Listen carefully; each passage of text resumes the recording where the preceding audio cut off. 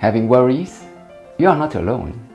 Even the most powerful, be they a king or a queen, have their share of worries.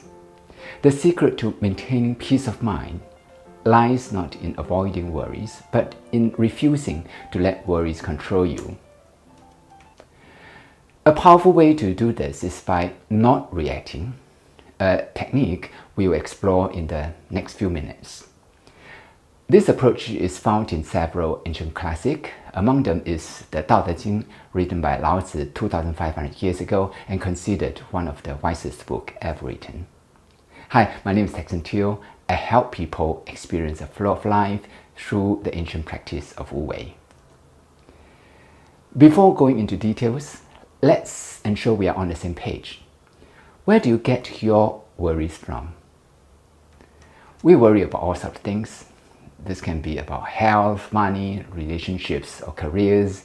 They can also be related to safety, the environment, social justice, life purpose, and so on and so forth. I don't know whether you have noticed it, but whatever worries you have, they have one thing in common. What do you think it is? Well, it is control. You have worries because you don't have control. If things are under control, you can find a solution and stop worrying about them. But when you have no control and keep thinking about it, worries arise. This explains why, no matter how powerful or wealthy you are bound to have worries. That is because life itself is full of things that are beyond our control anyway. And this is where the technique of not reacting comes in handy. But how do you go about it? Well, to explain how the technique works, let's begin with a story. Once upon a time, a disciple asked his master, "How should I react when people talk evil about me?" Instead of answering, the master asked, "Imagine that someone gives you a gift and you refuse to receive it. Where would that gift be?" "Well, it remains with the giver," says the disciple. So you have a choice. You can accept the gift and let it be with you, or choose not to take it so it remains in the giver's hands. If things are within your control, you can choose to react to it, do something. But what if it is beyond your control? Don't be dragged into it. You can't improve any control by simply reacting. The reaction is meaningless and redundant in this case. It is a waste of effort. What's more, you get frustrated and begin to worry more. It doubles your loss. A more constructive approach is to refrain from reacting. Let the gift stay in the hands of the giver. Let's say you are eager to go home but are trapped in the airport because of bad weather, and there's nothing you can do about it.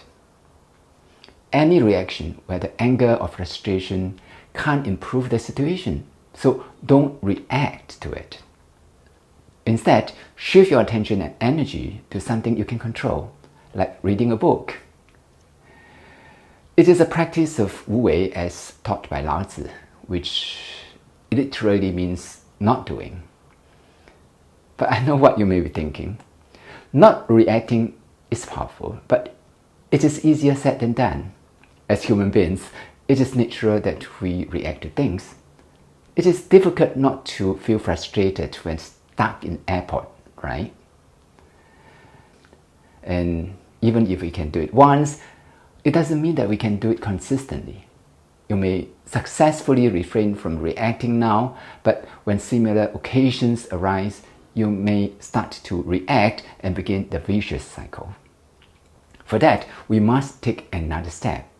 Find the triggers. Knowing the triggers that cause the reaction helps you practice not reacting. The better your clarity about the triggers, the more effective you are in preventing reactions from arising, and the more successful you are in eliminating worries. snippet in time, when you feel a trigger is about to arise, then you would react less and have more peace. As a guide, here are 3 of the most common triggers: desires, anger, and overthinking. If you have identified desires as the trigger, learn to set realistic expectations.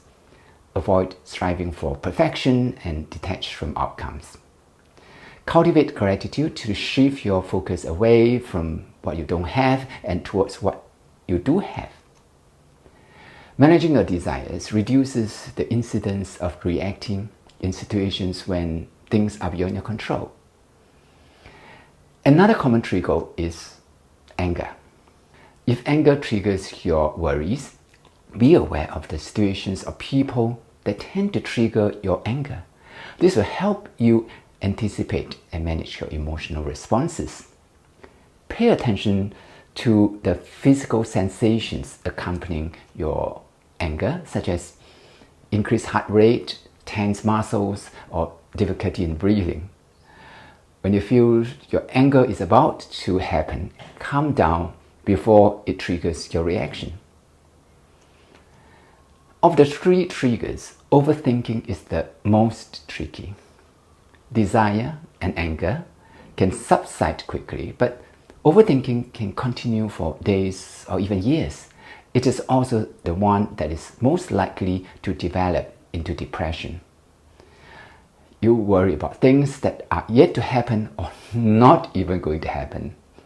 When you sense that you are overthinking, jump out of the loop. Once you have understood the triggers, you may be surprised at how meaningless your worries had been. Improving ability not to react brings you peace of mind and positions you to enjoy a more fulfilling and rewarding life. Put it to work now. I'm sure you'll be happy with the results.